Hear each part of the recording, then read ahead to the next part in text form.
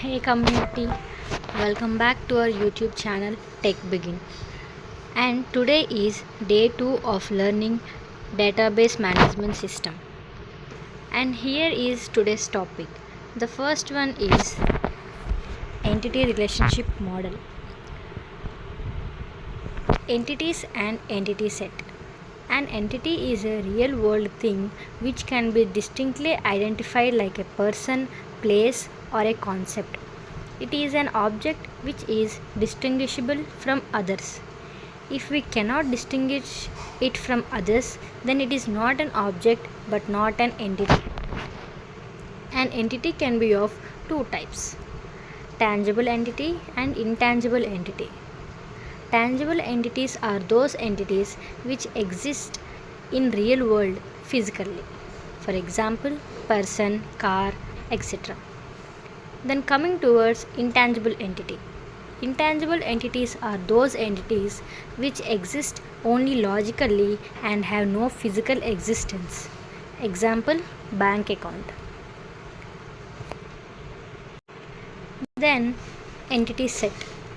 Entity set is a collection of entities of the same entity type. For example, let us consider an example student entity type. Here, a collection of entities from the student entity type would be form an entity set. We can say that entity type is a superset of the entity set as all the entities are included in the entity type. Here are some examples for that. Student, library book, course are some examples. Here is an example for entity. Here employee is the entity name, and in employee we can have ID, employee name, salary and department. And ID is a primary key attribute and employee name, salary, department are non-primary key attributes.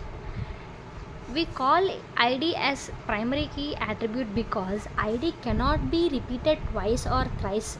That means each and every employee have their own ID. While coming to the employee name, salary and department, they can be same for two people. Employee name can be repeated, salary can be repeated and department can also be repeated. So it is called non-primary key attribute. That means if repetition is done, then that key attribute is called non-primary key attribute, and if the repetition is not done, then that key attribute is called as primary key attribute. Here is the example for entity set. Here student is the entity type, and we have entity names like roll number, student name, age and mobile number. So here entity set means the combination of same entity names. That means roll number, student name, age and mobile phone of a single person. That means here we can consider E1 as entity 1. That means 2 roll number is 2, student name is Angel and age is 19 and their phone number, and this is a entity. And in the similar case, the last one, that is roll number 4 Annalisa, age is 21 and her phone number. So these two entities are combinationally called as entity set. And student is the entity type. It is a single entity type, and we have different entity names in that. Now let's move towards the next slide. Next slide is attributes and keys. Attributes are properties or characteristics of an entity. Attributes are used to describe the entity. The attribute is nothing but a piece of data that gives more information about the entity. Attributes are used to distinguish one entity from the other entity. It also helps to categorize the entity, and the entity can be easily retrieved and manipulate the entity. Attributes can help the database to more structural and hierarchical. An entity with no attributes is of no use in database. For example, let's take the student as an entity. Students will have multiple attributes such as roll number, name, and class. These attributes are used to describe the student in more detail. All three attributes give meaning to the entity. The information about the student entity lies in all the three attributes. And we have 8 types of attributes in dbms. The first one is simple attributes and composite attribute, single valued attribute, multi-valued attribute, key attribute, derived attribute, stored attribute, and complex attribute. And then coming to keys. In the context of a relational database, keys are one of the basic requirements of a relational database model. Keys are fundamental components that ensure data integrity, uniqueness, and efficient access. It is widely used to identify the tuples, that is, rows, uniquely in the table. We also use keys to set up relations amongst various columns and tables of a relational database. And now let's explore the various types of keys used in relational model, which are essential for organizing and querying data effectively. Different types of database keys. The first one is superkey.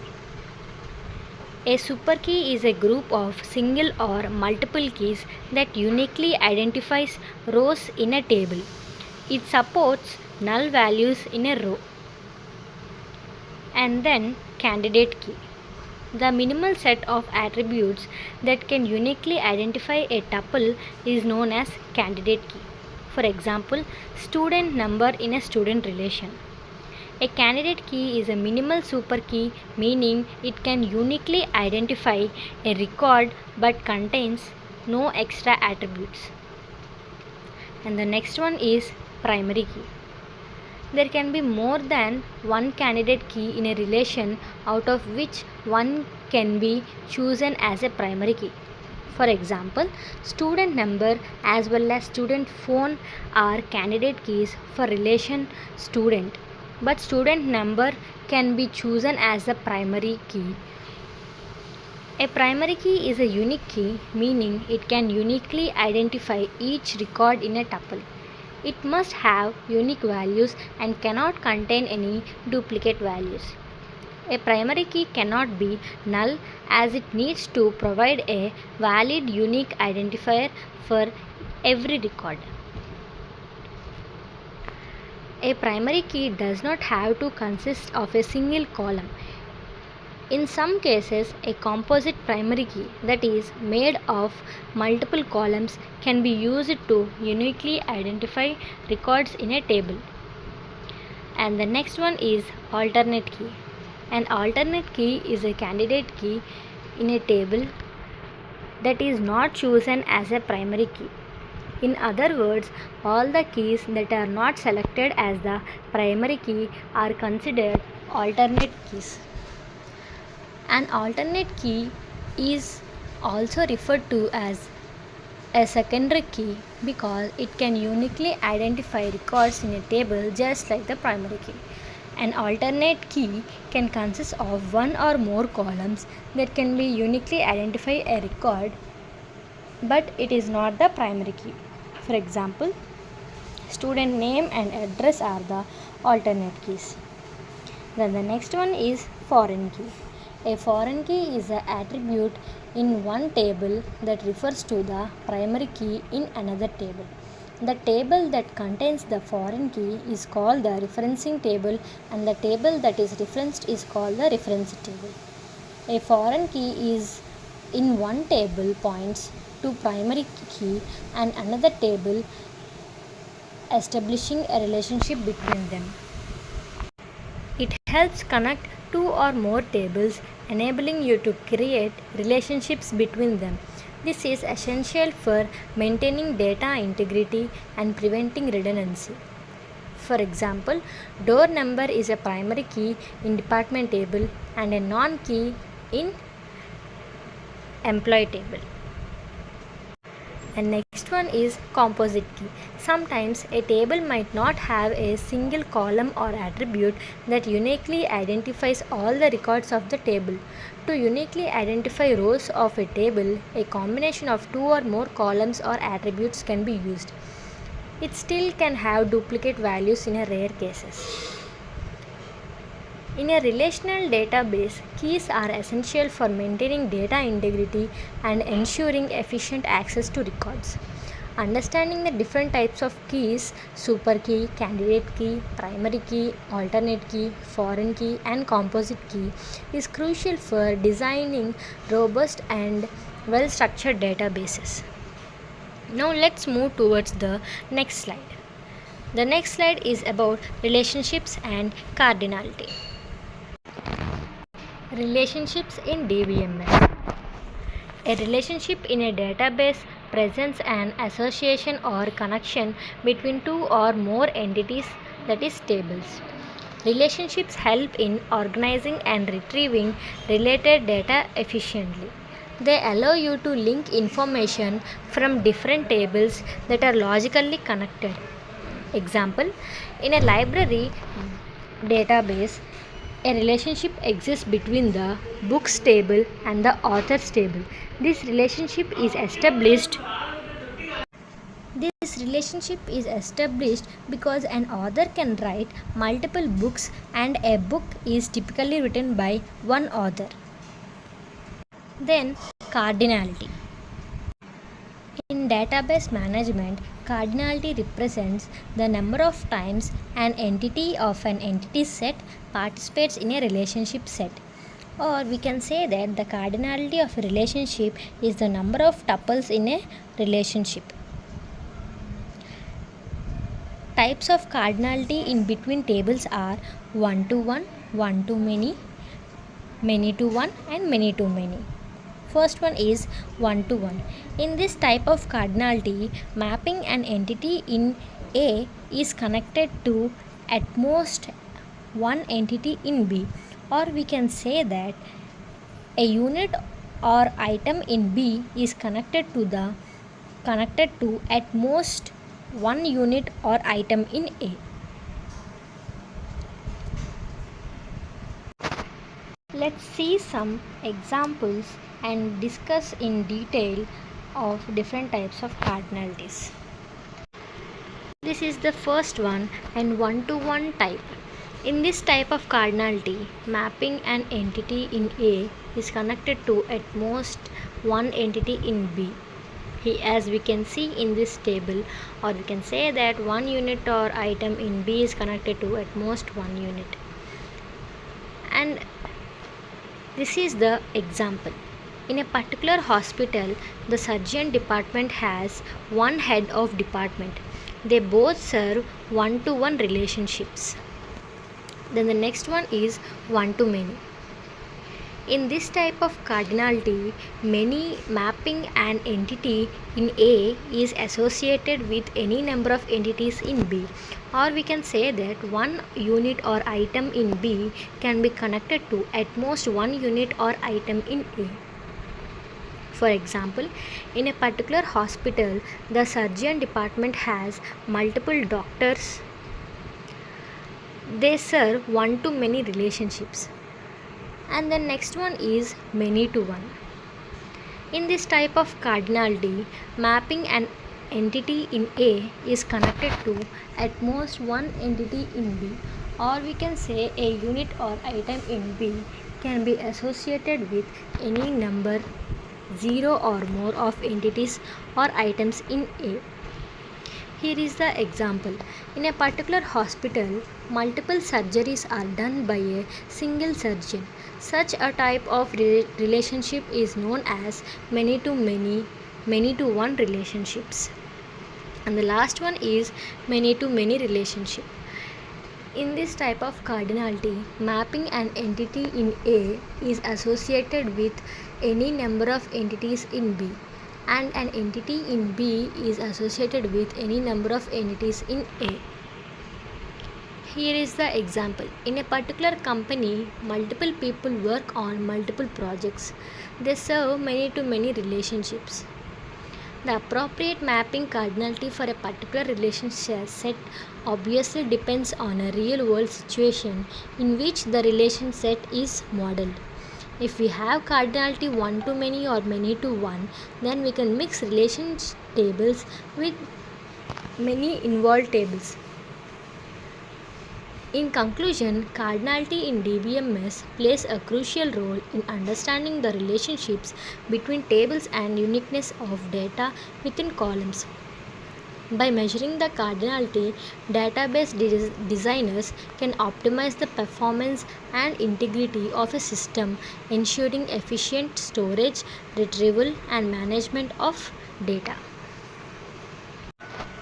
An entity relationship, that is ER diagram, is a visual representation of how entities, that is people, objects, or concepts relate to each other within a system. It's a type of flowchart used primarily in database design and management to illustrate the structure of database and the relationships between the components. Then the purpose of ER diagrams are database design, that is ER diagrams help in designing the structure of database by visually representing entities, their attributes and relationships. Communication, they provide a clear and concise way to communicate database structure and relationships to different stakeholders. And the shapes are, first one is rectangle. The rectangle represents an entity in ER diagrams. And the next one is ellipse. And the ellipse represents attribute in the ER diagrams. And the third one is diamond. Diamond represents a relationship in ER diagrams.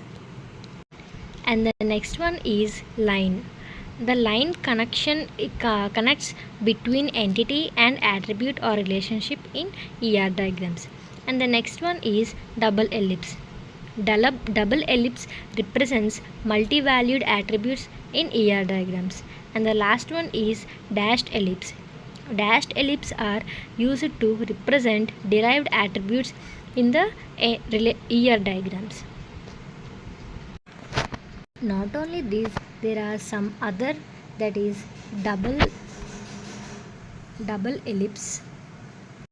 Double ellipse are used for multi-valued attributes, and also double rectangle.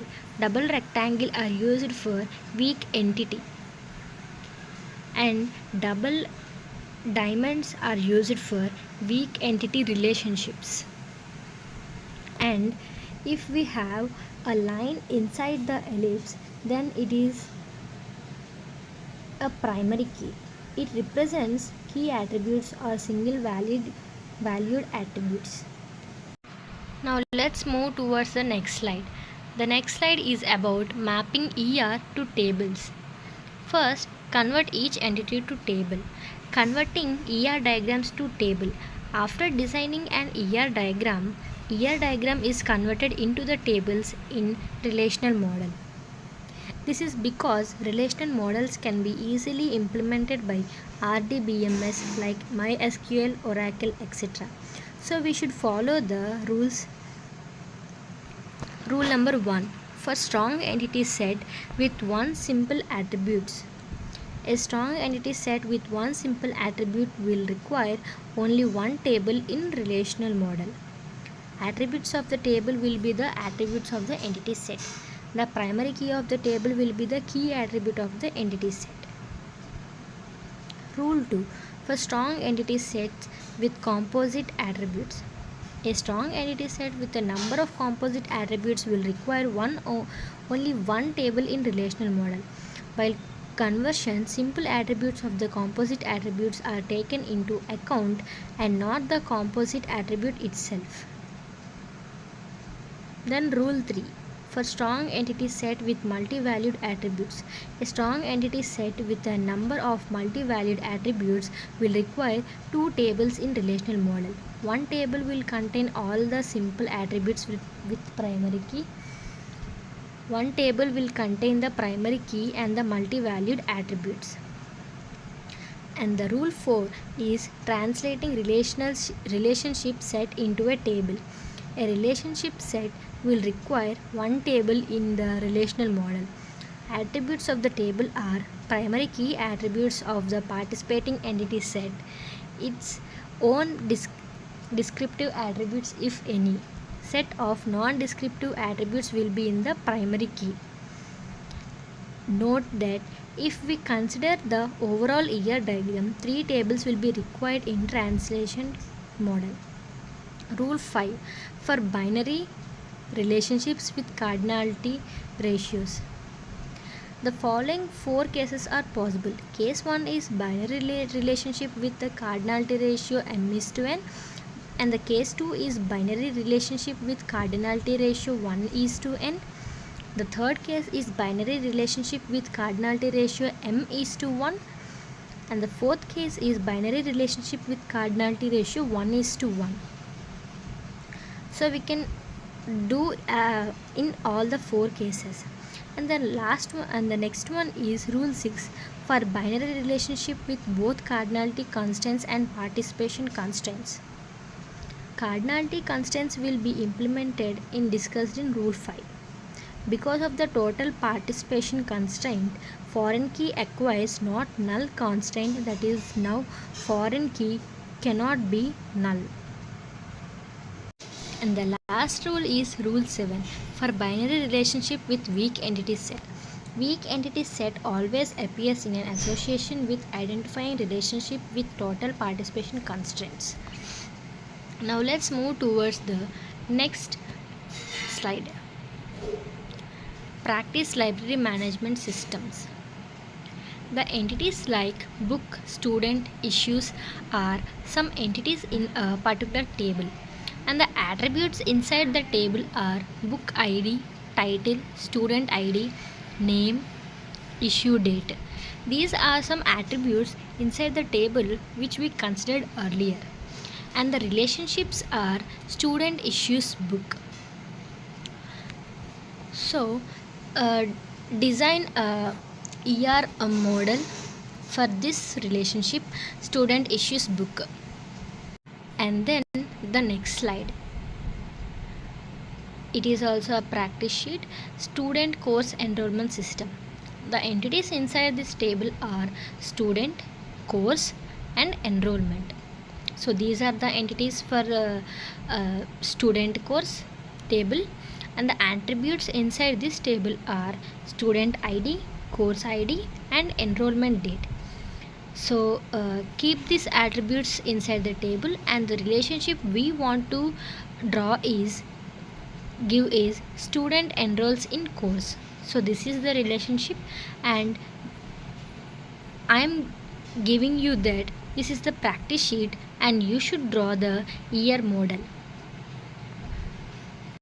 Make sure that each and everyone will draw the ER diagrams with your own perspective. Now let's move towards the next slide. This slide is identifying keys and relationships. So this is some information for the practice sheet. Identifying keys and relationships. First of all, identify all the possible keys for each entity. In the previous slide, we showed some entities for two examples. So, identify the keys for each entity, then establish a meaningful relationship between them. Then you should maintain a relationship between the two entities. Check for correct cardinalities and make sure that cardinalities are correct, that is perfectly alright. Then ensure referential integrity via foreign keys. In this way you can draw ER models for the given practice sheets. Using these references, draw an ER model for the practice sheet. And day 2 of learning DBMS is completed here. Thank you.